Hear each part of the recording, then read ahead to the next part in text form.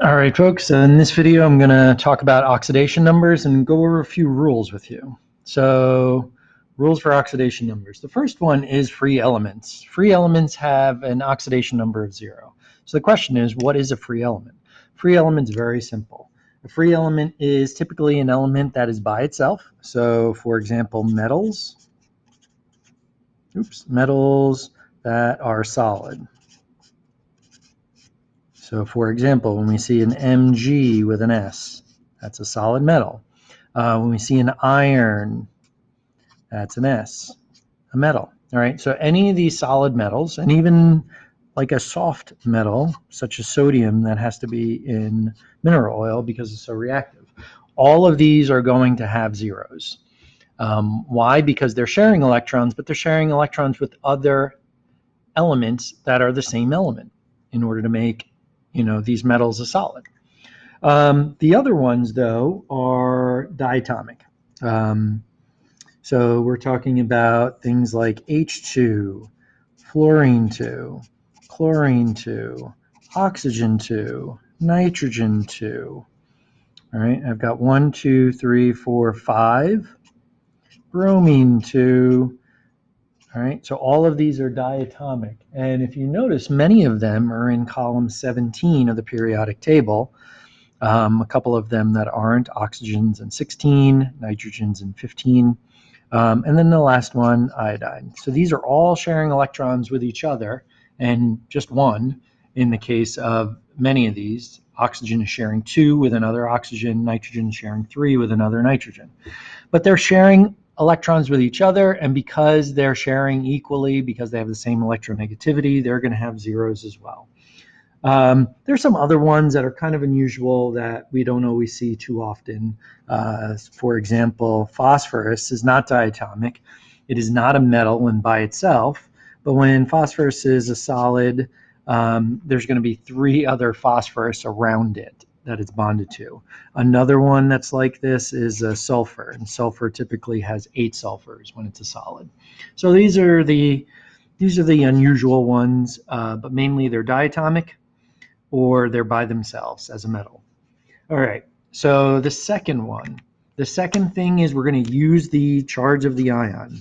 All right, so we're going to say we're going to use the charge of the ion. And we saw this a little bit today. So charge of the ion. So say something like, I don't know, iron chloride, and say we have 3 of those. So that knowing this, we know that iron, Fe's got to be a 3 minus, and we know each chlorine is a 1 minus. Oh, sorry, 1 plus. Chlorine is a 1 minus, and therefore we needed 3 chlorines to do this. Well, these are the ion charges, but what we know the oxidation numbers are, we just flip this around, so it's a +3, and the chlorine is going to be a -1.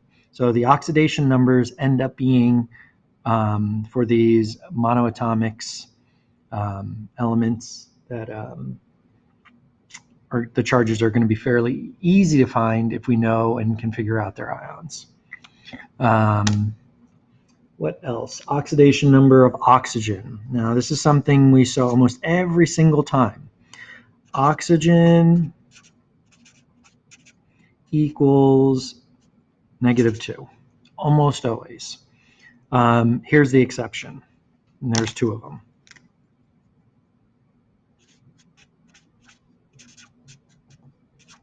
All right, so the exception is in something called hydrogen peroxide, and hydrogen peroxide is equal to H2O2. And if we look at the structure of this, we have an oxygen bound to another oxygen. So right there we see that, hey, they've got to be sharing equally.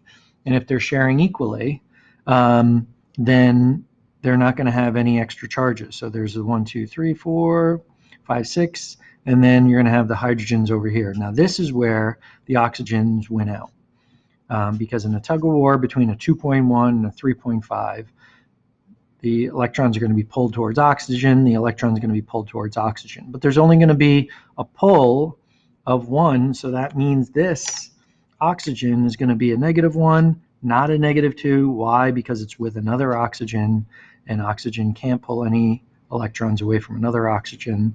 So these hydrogens are +1s, and the oxygens are -1. That's pretty much the only time you're going to see it. There's the book also gives something called a peroxide ion, which is an O2 2-.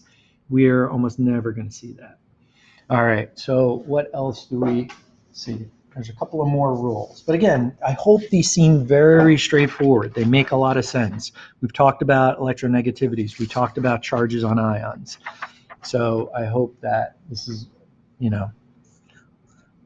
lining up exactly the way you expected. All right, so hydrogen. So hydrogen. H can be a +1 or a -1, or it could be a 0 if it's H2, for example. But the only charges it could be is a +1 or a -1, and it really depends on what it's bonded to. So for example, if it's bonded with a lithium, so a lithium with a hydrogen, well, we go to the electronegativity chart, as I have right here. I don't think you could see the numbers so well, but 2.1, lithium is a 1.0, so I'm just going to put it right underneath. So lithium is a 1.0, hydrogen's a 2.1. They're going to share one electron, but it's the hydrogen that's going to win out. So therefore, what are we going to see? Let me do it in a green.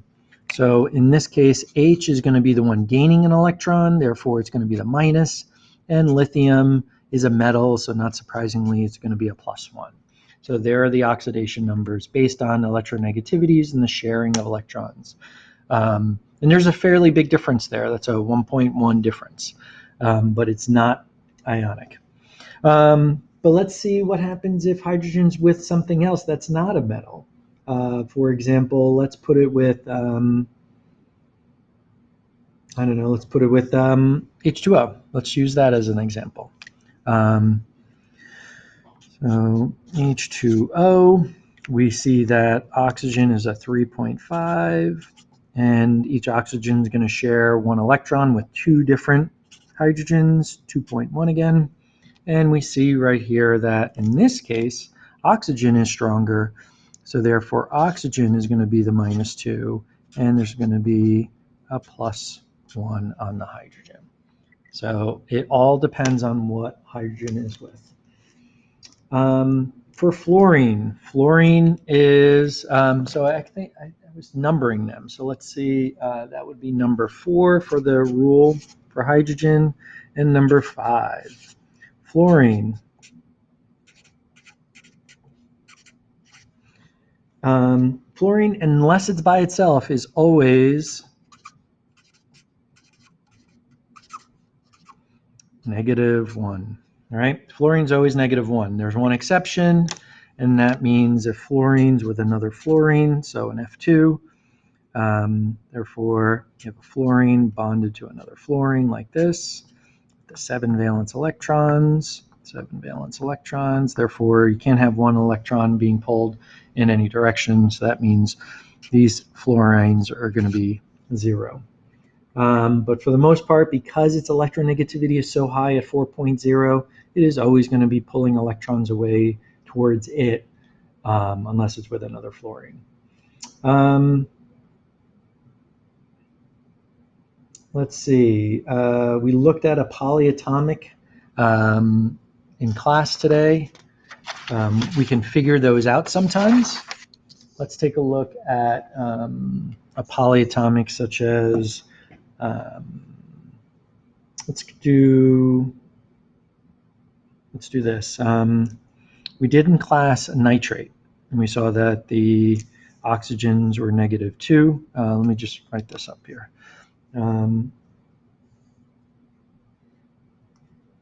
So I don't know where this, so let's go ions. Let's call this number 6. Ions are tricky. Ions need to be determined.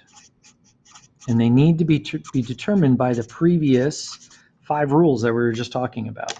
So when we looked at in class today, when we looked at NO3 minus, we said, okay, well, if it's not going to be neutral, so when we add them together, it's going to be a -1. So we know it's going to be a -1. And if that's the case, and I have 3 oxygens, and each oxygen is going to be a -2, I'll write that up here, because oxygen is always a -2, so that's -6. Therefore, what is our nitrogen going to be when we add them together? Well, it's got to be a +5. So +5 minus 6 is going to give us the -1. So therefore, we can figure out, hey, nitrogen, as we saw in class today, gives up an electron, and then when it's sharing electrons, it's losing out to the 3 oxygens that are borrowing those 4 electrons. But let's take a look at another one, and that's slightly different. And that one would be NH4 plus. This is ammonium. A little different because now it's a plus. So I'm going to go over here and say, hey, it's got to be a plus. Well, what do I know about electronegativities? Well, if I go to my electronegativity chart, I see that nitrogen is a 3.0. I see that hydrogen 3.0. I see that hydrogen is a 2.1. Nitrogen should be pulling electrons away from hydrogen, but it's got to have a +1 charge. So what's going to happen here? Well, let's take a look. I will do a Lewis dot structure. So a nitrogen, right? It has typically 1, 2, 3, 4, 5. All right, it's 15, column 15 on the periodic table. And in terms of bonds, I'm going to put a bond there, 2, 3, and then I'm going to put my hydrogens in. Here's my one hydrogen, here's my other hydrogen, here's my other hydrogen. So this is typical NH3, no charge. But what happens with NH4 is that another hydrogen comes in without any electrons. Notice I'm not putting any purple dot there. But what it's going to do, it's going to create this unusual bond where it's going to borrow these 2 electrons because they're unpaired. So this hydrogen comes to the party without any electrons to share. And nitrogen's fine because it has 5, borrows 3 from each of these 3, 1, 2, 3, satisfies its octet rule, and pretty much has these available for a hydrogen to bond with. So what's going to happen over here is we need to get to a +1. We know that this hydrogen, because of the difference in electronegativities, is going to lose an electron towards, and I'll put an arrow in here. It's going to go in the direction of my nitrogen. This is going to go in the direction. This is going to go in the direction. So this hydrogen is going to be a +1, that's going to be a +1, that's going to be a +1. Well, this hydrogen came to the party without an electron, so that's going to be a +1. So all of my hydrogens are +1. And therefore, if they're all +1 and there's 4 of them, there's going to be a +4. And therefore, I have to do something here, and I have to say, well, I'm going to gain 1, 2, and only 3, so my nitrogen's got to be a -3. So if you notice here with the oxygen, because the oxygen has a higher electronegativity, it's going to be a +5, but here it's going to be a -1. So this is how we go about figuring what the oxidation numbers are. The last rule, which I'm not even going to write down, is oxidation numbers do not have to be integers. We're not really going to see this too often. They can also be a half. So, but we're not really going to see it too often. So these are the major 6 rules that they go over in the book. And this is just kind of elaborates on some of the things we were doing today.